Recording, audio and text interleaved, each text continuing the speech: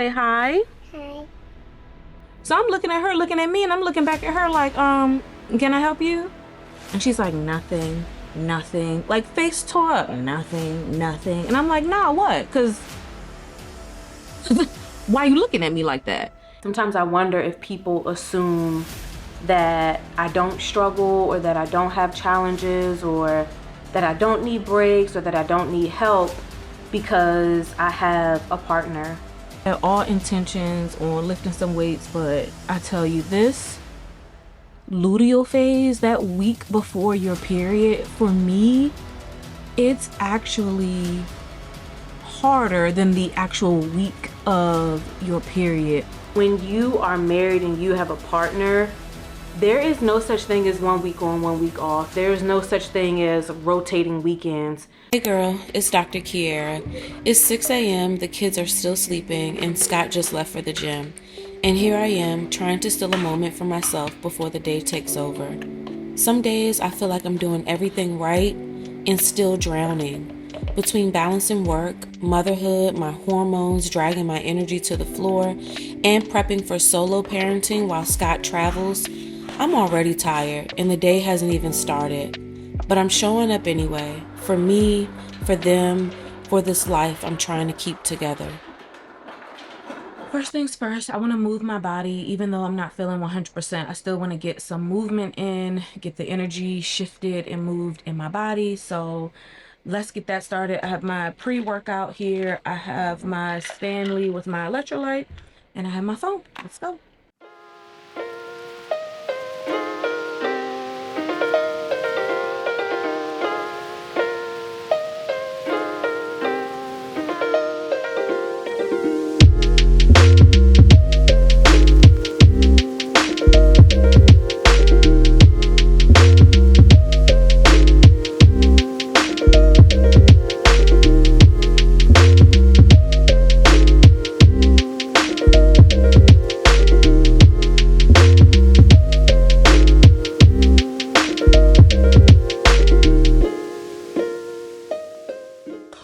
Girl, I did not feel like doing that workout. I had all intentions on lifting some weights, but I tell you this luteal phase, that week before your period, for me, it's actually harder than the actual week of your period. Anyways, yesterday I definitely crashed out on my oldest daughter. I wasn't feeling well during this phase. My appetite changes, like my taste for certain foods I don't have. It's almost like being pregnant now that I think about it. So I had asked my husband to pick up some sushi on the way home, and I literally sat in bed. Girl, I sat in that bed and tore that sushi up and left a little container right on my nightstand. And my husband went to get our oldest from dance class. She came in and she wanted to tell me goodnight.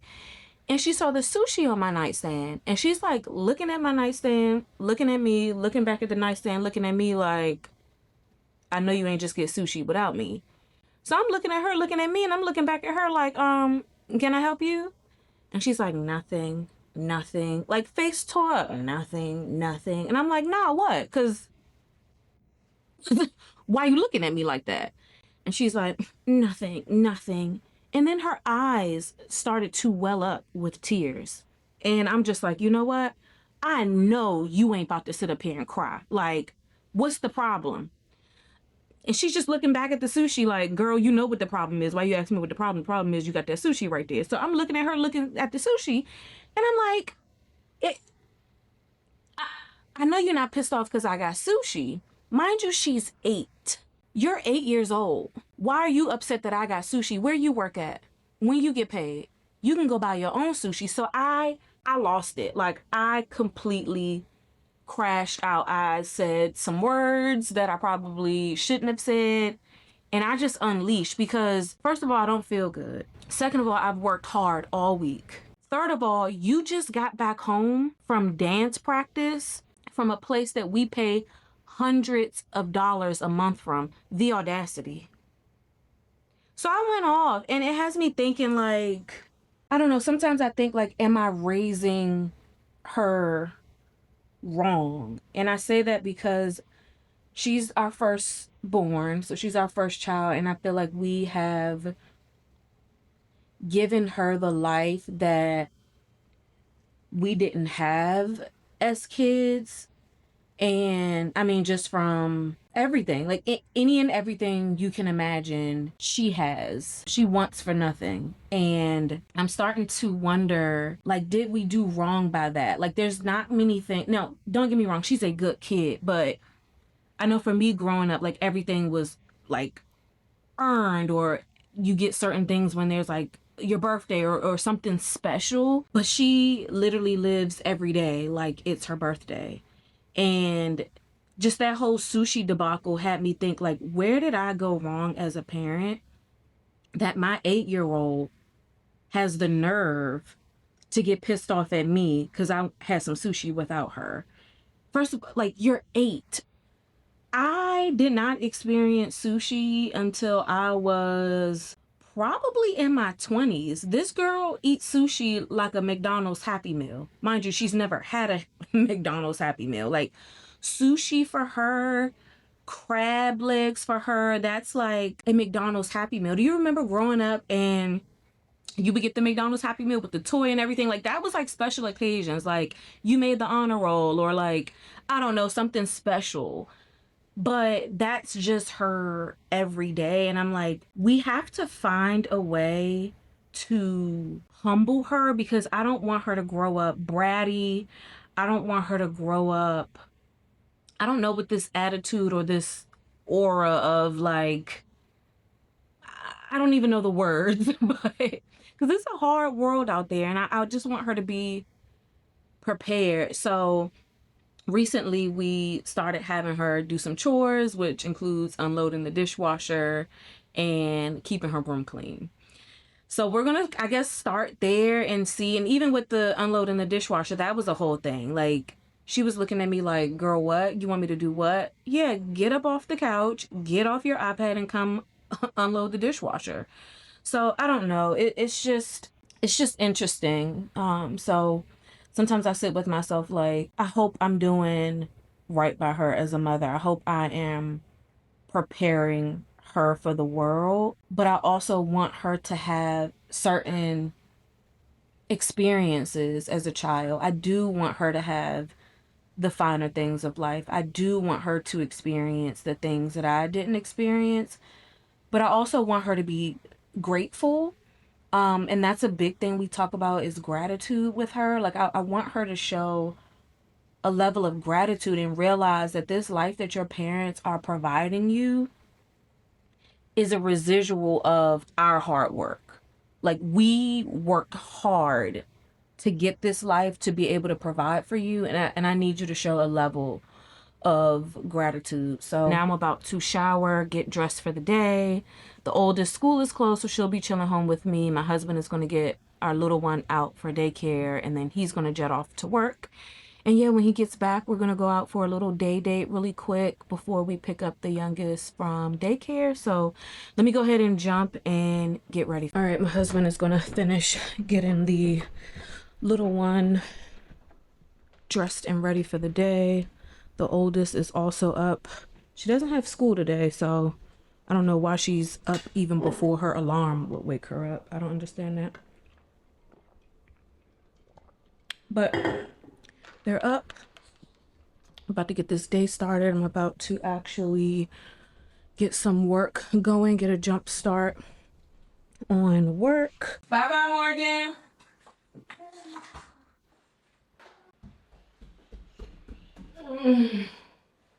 I love you.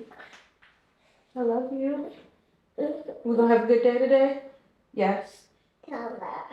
Okay. Are you gonna go night-night at school? Yeah. Yes. We're gonna take our nap at school, okay? Okay. Okay. I love you.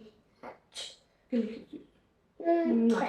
Okay, go get your bag. Go get your shoes on. See you later, okay? Okay. Okay.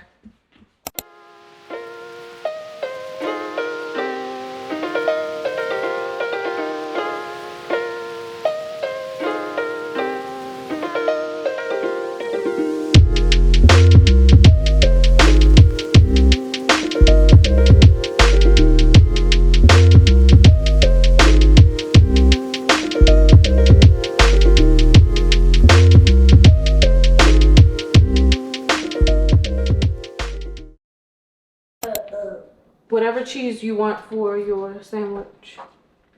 I'm making a fried egg sandwich, so just waiting for this pan to heat up. There's not much cheese here. The sliced cheese, Margot. And then get some blueberries. Okay.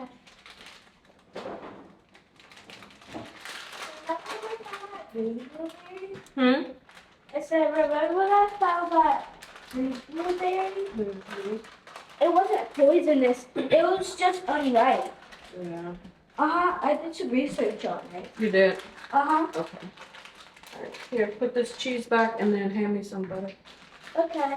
Sweet love butter. You're not just gonna wake up and immediately jump on your iPad. No. Okay. Alexa, set alarm for 9 o'clock. Alarm set for 9 a.m. You that price, you gonna set an alarm so you know when it's time for you to get on your iPad?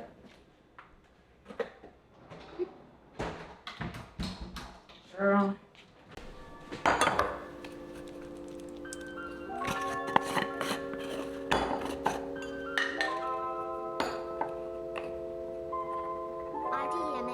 Give me life, give me love.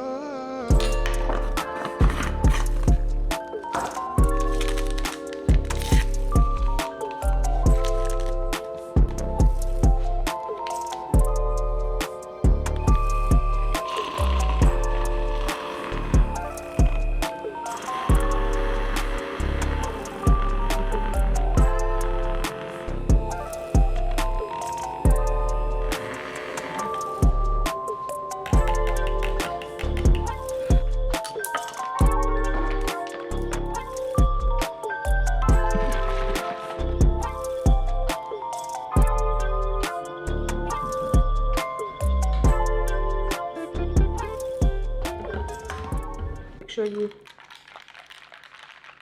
take your time and do your best, okay? All right, so I'm about to go ahead and start work, Margot. If you need me, come to the office. I want you to read a chapter in your book. Look over at your desk. If you have any math work left, finish up that math packet. And by that time, it should be 9 o'clock, and then you can go ahead and get on your iPad. So get done eating. Put that bowl in the dishwasher. Don't leave it on the counter. Don't leave it in the sink. When you're done eating, put your bowl in the dishwasher. Read a chapter in your book. Then come over to your desk and finish up that math packet. That'll give you an hour to get through all of that. That should be more than enough time. And then at that point, it's 9 o'clock, okay?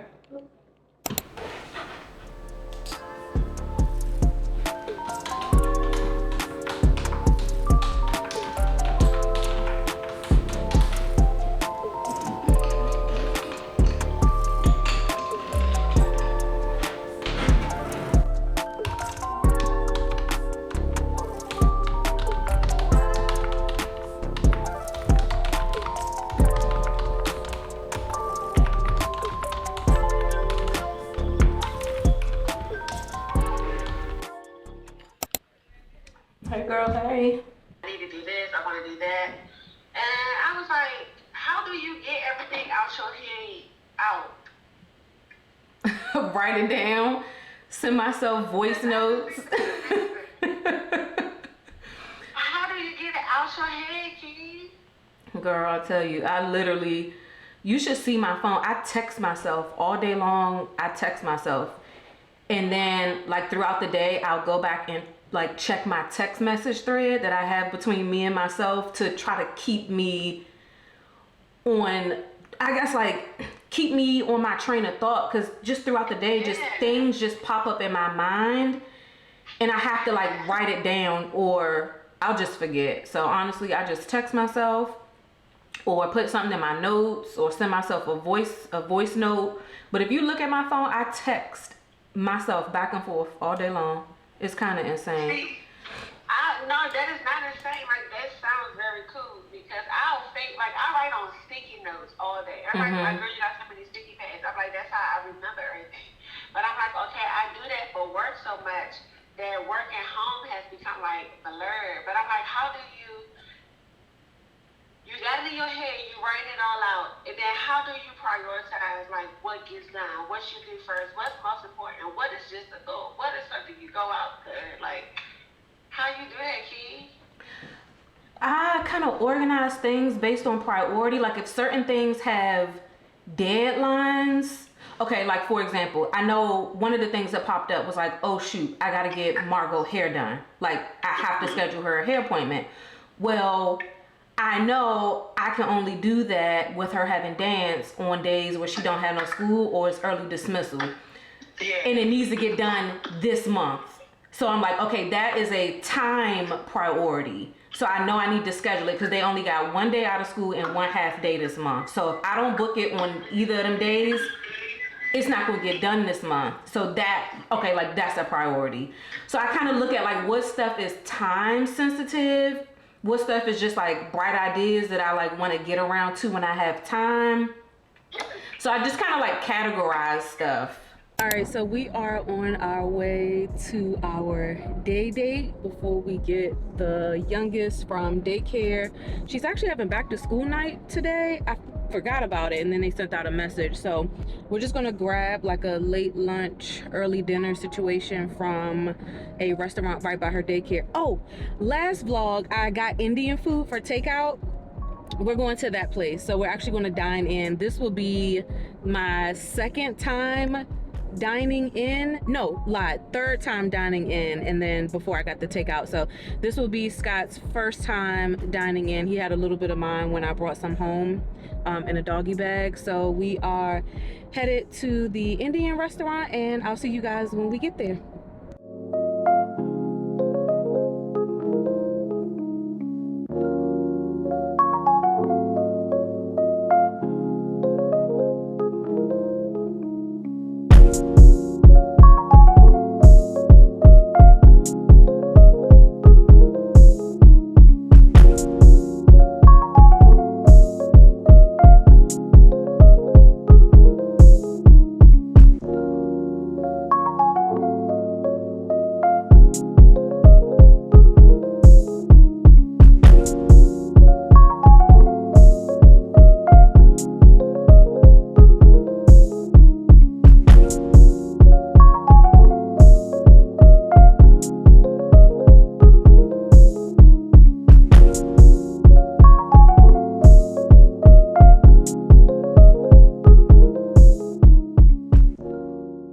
So we are on our way home. We went to the Indian restaurant. The food and the drinks were so good. And we just went to back to school night. We picked up some groceries on Instacart. And now we are headed back out to close out the day. Morgan, you want to say hi? Hi. Morgan says hi. So we're going to go and head on home. So I'll see you guys when we get home. We are just getting back in the house. About to unload these groceries. The girls are gonna eat their dinner and then I'm just gonna chill out.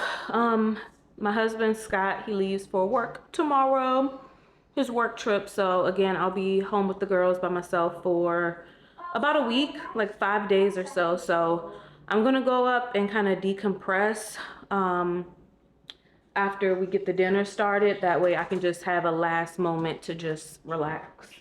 Hey girl, so we are at the end of the day. It is 6:07 p.m. and we have made it through the day. I think we got started at what, 5? It was like 5:40-ish this morning. So we've been hanging out for about a little over 12 hours now. So I am tired. You can probably see it all over my face. I am drained. I try to push through with times like this, but I'm just gonna get me some rest. The girls are downstairs eating.